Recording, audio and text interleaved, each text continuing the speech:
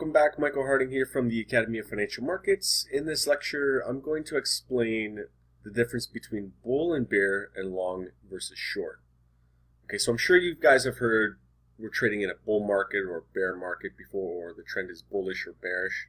So I just want to clarify exactly what that means.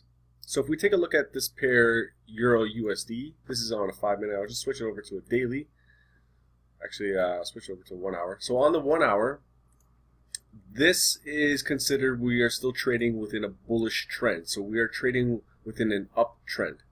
That's essentially what bullish, bullish trend is. We're trading in an uptrend. A bearish trend is simply the opposite. So this would be considered sort of like we're trading within a bearish channel toward the downside. And that's basically it. So bull is essentially the market's going up. Bear is the market is going down.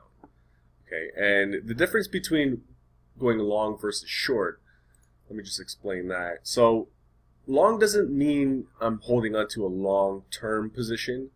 It doesn't mean like I'm investing for the long run. Long simply just means that I'm buying. So if I just press this buy button, I just went long on a position. So I'm holding a long position right now. That's all that means. So it's just a complex way of saying that I'm buying. And so let me just go ahead and close that trade out. Actually, I'll keep that open for the time being just to see what happens. And if I were to go short, let's see, pick USD yen. So I'm just going to go short this pair right now.